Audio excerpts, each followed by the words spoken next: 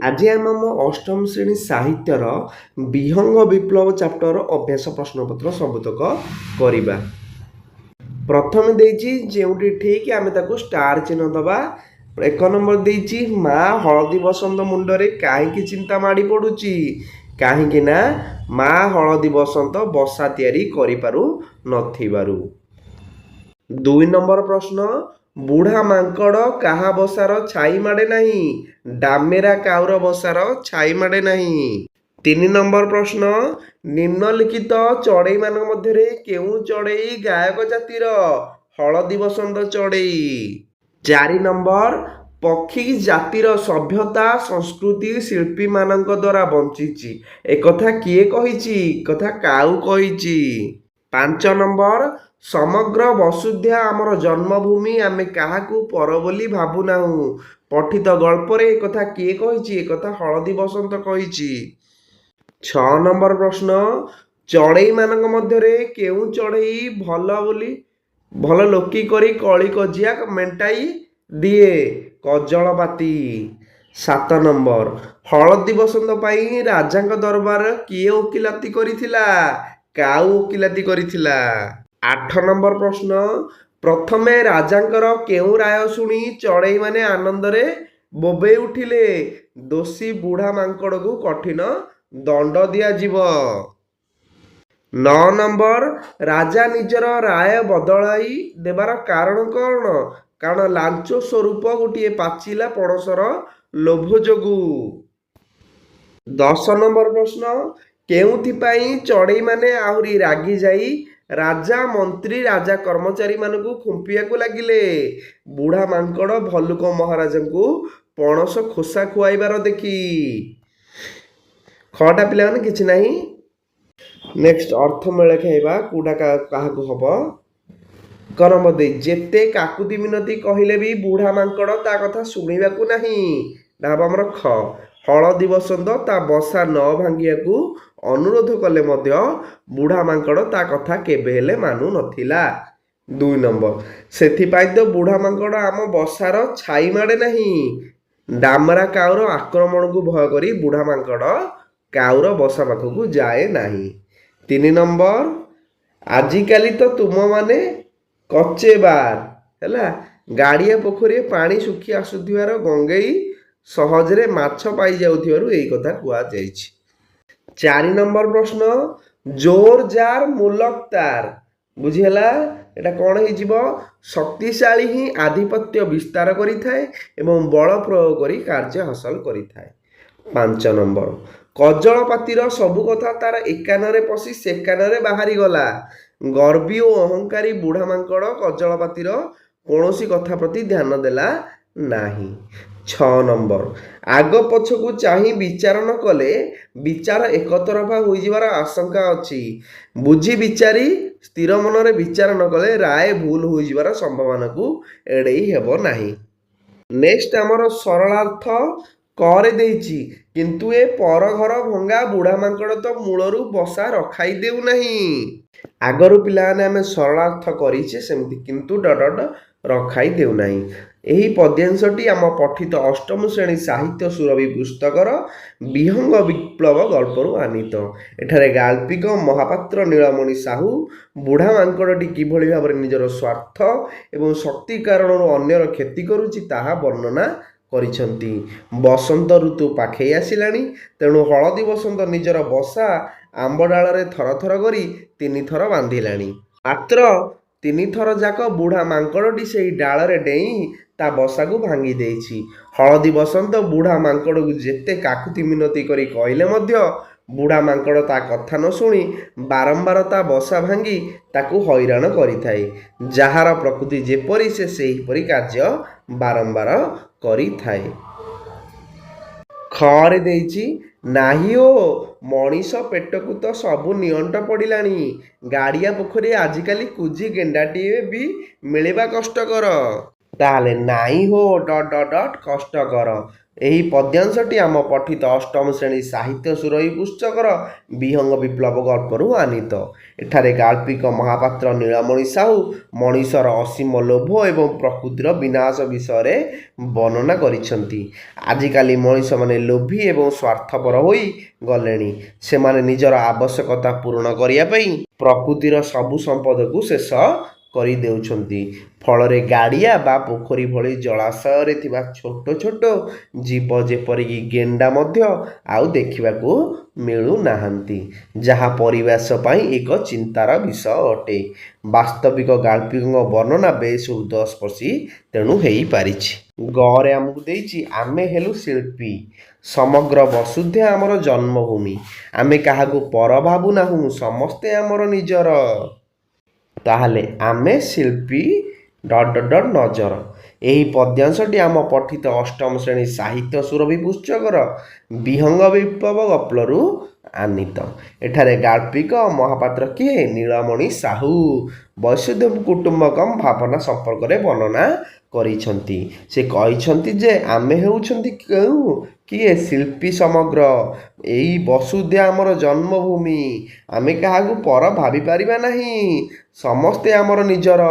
ଏହା ଏକ ମହାନ ଚିନ୍ତାଧାରା ବା ବସୁଧୈବ କୁଟୁମ୍ବକମ ଭାବନାକୁ ବ୍ୟକ୍ତ କରୁଅଛି। ଜଣେ ପ୍ରକୃତ ଶିଳ୍ପୀ ବା ଉଦାର ବ୍ୟକ୍ତି ପାଇଁ କୌଣସି ନିର୍ଦ୍ଦିଷ୍ଟ ସୀମା ନଥାଏ। ସେ ସମଗ୍ର ପୃଥିବୀକୁ ନିଜର ଜନ୍ମଭୂମି ଏବଂ ପୃଥିବୀର ସବୁ ମଣିଷକୁ ନିଜର ପରିବାରର ସଦସ୍ୟ ବୋଲି ମନେ କରେ। ବାସ୍ତବିକ ଗାଳ୍ପିକଙ୍କ ବର୍ଣ୍ଣନା ବେଶ ହୃଦୟସ୍ପର୍ଶୀ ହୋଇପାରିଛି। ନେକ୍ସଟ କ୍ୱେଶ୍ଚିନ୍ ପିଲାମାନେ, କରେ ଆମକୁ ଦେଇଛି ହଳଦୀ ବସନ୍ତ ଦୁଃଖରେ କାହିଁକି କାନ୍ଦି ପକାଇଲା?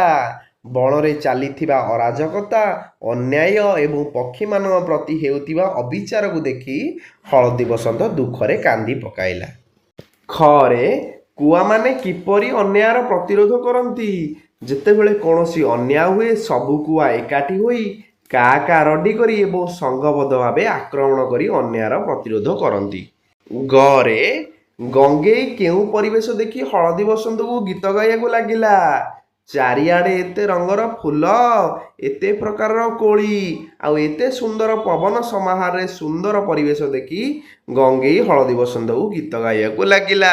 ଘରେ ବିଦେଶୀ ଚଢ଼େଇମାନଙ୍କ ପ୍ରତି ବଗର କେଉଁ ଧାରଣା ଥିଲା? ବଗ ଭାବୁଥିଲା ଯେ ବିଦେଶୀ ଚଢ଼େଇମାନେ ଅତିଥି ଏବଂ ସେମାନଙ୍କୁ ସମ୍ମାନ ଦେବା ଉଚିତ, ମାତ୍ର ସେମାନେ ଆମ ନିୟମ ମାନିବା ଦରକାର। ରେ କଜଳପାତିକୁ ଚଢ଼େଇମାନେ ଭୟ ଓ ଶ୍ରଦ୍ଧା କରିବାର କାରଣ କ'ଣ? କାରଣ କଜଳପାତି ପକ୍ଷୀ ସମାଜରେ ମଧ୍ୟସ୍ଥତାର କାର୍ଯ୍ୟ କରେ, ଭଲ ଲୋକୀ କରି କଳି କଜିଆ ମେଣ୍ଟେଇ ଦିଏ। ଭଲରେ ନ ମେଣ୍ଟିଲେ କଜଳପାତି ନିଜର ଶକ୍ତି ଖଟାଇବାକୁ ବି ଭୁଲେ ନାହିଁ। ତାର ଟାଣୁଆ ମୁନିଆ ଥଣ୍ଟରେ ସେ ଛେଳି, ମେଣ୍ଢା, ଗୋରୁ ଗାଈଙ୍କ ପିଠିକି ମଧ୍ୟ ହାଣି ଖଣ୍ଡିଆ କରିଦିଏ। ତେଣୁ ପକ୍ଷୀମାନେ ତାକୁ ଶ୍ରଦ୍ଧା କରନ୍ତି, ଟିକିଏ ଭୟ ମଧ୍ୟ କରନ୍ତି। ଚରେ ସେହି ବଣରେ ଭାଲୁକୁ କାହିଁକି ରାଜା କରାଯାଇଥିଲା? କାରଣ ବଣରେ ସିଂହ, ବାଘ, ହାତୀ ନଥିବାରୁ ସମସ୍ତେ ମିଳିମିଶି ଭାଲୁକୁ ରାଜା କରିଥିଲେ। ଛରେ ପ୍ରଥମେ ରାଜାଙ୍କର କେଉଁ ରାୟ ଶୁଣି ପକ୍ଷୀମାନେ ଆନନ୍ଦରେ ବୋବେଇ ଉଠିଲେ? ରାଜା କାଉର ଯୁକ୍ତିକୁ ହୃଦୟଙ୍ଗମ କରି ରାୟ ଦେଲେ, ହେ ଦୁଷ୍ଟ ମାଙ୍କଡ଼, ବିନା ଦୋଷରେ ବାରମ୍ବାର ହଳଦୀ ବସନ୍ତର ବସା ଭାଙ୍ଗିଥିବାରୁ ତୁମେ ଦୋଷୀ, ତୁମକୁ କଠିନ ଦଣ୍ଡ ଦିଆଯିବ। ପ୍ରଥମେ ରାଜାଙ୍କର ଏହି ରାୟ ଶୁଣି ଚଢ଼େଇମାନେ ଆନନ୍ଦରେ ବୋବେଇ ଉଠିଲେ। ଜରେ କେଉଁଥିପାଇଁ ରାଜା ଦେଇଥିବା ରାୟକୁ ପୁଣି ବଦଳାଇ ଦେଲେ? ବୁଢ଼ା ମାଙ୍କଡ଼ଟି ବହୁ ଆଗରୁ ମନ୍ତ୍ରୀକୁ ହାତ କରି ରାଜସିଂହାସନ ପଛପଟେ ଗୋଟାଏ ପଣସ ଲାଞ୍ଚ ସ୍ୱରୂପ ରଖିଦେଇଥିଲା। ଲାଞ୍ଚ ପାଇ ରାଜା ଏପରି ବିଚାର ବଦଳାଇ ଦେଲେ। ଝରେ ଘରଚଟିଆ ରାଜଦରବାରର ସମସ୍ତ ଖବର କିପରି ଜାଣିପାରୁଥିଲା? ଘରଚଟିଆ ଛୋଟ ପକ୍ଷୀ ହୋଇଥିବାରୁ ସେ ରାଜପ୍ରସାଦର କୋଣ ଅନୁକୋଣରେ ପଶିଯାଇ ସବୁ ଗୁପ୍ତ କଥା ଶୁଣିପାରୁଥିଲା। ନ୍ୟରେ ଏହି ଗପରେ କାହାର ଚରିତ୍ର ତୁମକୁ ବେଶୀ ଭଲ ଲାଗୁଛି? ଏହି ଗପରେ ମୋତେ କଜଳପାତିର ଚରିତ୍ର ବେଶୀ ଭଲ ଲାଗୁଛି, କାରଣ ସେ ନିର୍ଭୀକ ଭାବରେ ଅନ୍ୟାୟ ବିରୁଦ୍ଧରେ ଲଢ଼ିଥିଲା। ଟରେ ଚଢ଼େଇମାନେ ରାଜାଙ୍କ ଅନ୍ୟାୟ କାର୍ଯ୍ୟ ଜାଣିପାରି କ'ଣ କରିବାକୁ ସ୍ଥିର କଲେ? ସଂଘବଦ୍ଧ ଭାବେ ବିଦ୍ରୋହ ବା ବିପ୍ଳବ କରିବାକୁ ସ୍ଥିର କଲେ। ଠରେ ବିହଙ୍ଗ ବିପ୍ଳବ ଗପରୁ କେଉଁ ଶିକ୍ଷା ମିଳିଲା? ଏହି ଗପରୁ ଶିକ୍ଷା ମିଳିଲା ଯେ ଏକତା ହିଁ ବଳ ଏବଂ ସଂଘବଦ୍ଧ ହୋଇ ଲଢ଼ିଲେ ଯେକୌଣସି ଅନ୍ୟାୟର ପ୍ରତିବାଦ କରାଯାଇପାରେ। ନେକ୍ସଟ, ହଳଦୀ ବସନ୍ତ ତୁମ ଘର ତାଜା ଉପରେ ବସା ବାନ୍ଧିଥିଲେ ତୁମେ କ'ଣ କରିଥାନ୍ତ? ଯଦି ଆମ ଘର ତାଜା ଉପରେ ବସା ବାନ୍ଧିଥାନ୍ତା ତାହେଲେ ଆମେ ତାକୁ କିଛି ଖାଇବାକୁ ଦେଇଥାନ୍ତୁ ଏବଂ ତାର ଯତ୍ନ ମଧ୍ୟ ନେଇଥାନ୍ତୁ। 2 ନମ୍ବର, ବୁଢ଼ା ମାଙ୍କଡ଼ ଯଦି ବୁଢ଼ା ମାଙ୍କଡ଼ ଦୁଷ୍ଟ ଓ ଗର୍ବୀ ହୋଇନଥିଲେ କ'ଣ ଭଲ ହୋଇଥାନ୍ତା? ତେବେ ବଣର ସବୁ ପକ୍ଷୀ ପ୍ରାଣୀମାନେ ତାକୁ ସମ୍ମାନ କରିଥାନ୍ତେ, ବଣରେ ଶାନ୍ତି ବଜାୟ ରହିଥାନ୍ତା ଏବଂ କୌଣସି ବିବାଦ ସୃଷ୍ଟି ହୋଇନଥାନ୍ତା। 3 ନମ୍ବର ପ୍ରଶ୍ନ, ଗାଡ଼ିଆ ପୋଖରୀରେ କେଉଁ ପରିସ୍ଥିତିରେ ଗଙ୍ଗେଇର କଚେବାର ହୋଇପାରିଥାନ୍ତା? ଯଦି ଗାଡ଼ିଆ ପୋଖରୀରେ ପାଣି ଅଧିକ ଥାନ୍ତା କିମ୍ବା ଗଙ୍ଗେଇକୁ ଅନ୍ୟ କେହି ସାହାଯ୍ୟ କରିଥାନ୍ତେ ତେବେ ହୁଏତ ତାର କଚେବାର ହୋଇପାରିଥାନ୍ତା। 4 ନମ୍ବର ପ୍ରଶ୍ନ, ବିଦେଶୀମାନେ ତୁମର ଅତିଥି ହେଲେ ତୁମେ ତାଙ୍କ ପ୍ରତି କିପରି ବ୍ୟବହାର ପ୍ରଦର୍ଶନ କରିବ? ଅତିଥି ଦେବୋ ଭବ ନୀତି ଅନୁସାରେ ମୁଁ ବିଦେଶୀ ଅତିଥିମାନଙ୍କୁ ଆଦର ଓ ସମ୍ମାନ ଜଣାଇବି, ସେମାନଙ୍କର ସୁବିଧା ଅସୁବିଧା ପ୍ରତି ଧ୍ୟାନ ଦେବି ଏବଂ ଆମ ସଂସ୍କୃତି ବିଷୟରେ ସେମାନଙ୍କୁ ଭଲ ଭାବେ ବୁଝାଇବି। 5 ନମ୍ବର ପ୍ରଶ୍ନ, ବଗର କି ସ୍ୱଭାବ ହୋଇଥିଲେ ତାକୁ ସବୁ ଚଢ଼େଇ ଆଦର କରିଥାନ୍ତେ? ବଗ ଯଦି ଛଳନାମୟୀ ବା ସ୍ୱାର୍ଥପର ନ ହୋଇ ସମସ୍ତଙ୍କୁ ସାହାଯ୍ୟ କରିବା ସ୍ୱଭାବର ହୋଇଥାନ୍ତା ତେବେ ସବୁ ଚଢ଼େଇ ତାକୁ ଆଦର କରିଥାନ୍ତେ। 6 ନମ୍ବର ପ୍ରଶ୍ନ, ଭାଲୁ ରାଜା ଲାଞ୍ଚୁଆ ହୋଇନଥିଲେ ସେ କି ପ୍ରକାର ବିଚାର କରିଥାନ୍ତେ? ସେ ନିରପେକ୍ଷ ଏବଂ ନ୍ୟାୟୋଚିତ ବିଚାର କରିଥାନ୍ତେ, ସେ ଦୋଷୀକୁ ଦଣ୍ଡ ଦେଇଥାନ୍ତେ ଏବଂ ନିର୍ଦ୍ଦୋଷକୁ ନ୍ୟାୟ ପ୍ରଦାନ କରିଥାନ୍ତେ। 7 ନମ୍ବର ପ୍ରଶ୍ନ, ଶାସକ ଯଦି ନ୍ୟାୟୋଚିତ ବିଚାର ନ କରେ ତେବେ ରାଜ୍ୟର କେଉଁ ପରିସ୍ଥିତି ସୃଷ୍ଟି ହେବ? ତେବେ ରାଜ୍ୟର ଅରାଜକତା ଅଶାନ୍ତି ଏବଂ ବିଦ୍ରୋହ ସୃଷ୍ଟି ହେବ, ପ୍ରଜାମାନେ ଅସନ୍ତୁଷ୍ଟ ହୋଇ ଶାସକଙ୍କ ବିରୁଦ୍ଧରେ ସ୍ୱର ଉତ୍ତୋଳନ କରିବେ। 8 ନମ୍ବର ପ୍ରଶ୍ନ, ଘରଚଟିଆ ଯଦି ରାଜାଙ୍କ ସିଂହାସନ ପଛରେ ପାଚିଲା ପଣସ ଦେଖିନଥାନ୍ତା ତେବେ କ'ଣ ହୋଇଥାନ୍ତା?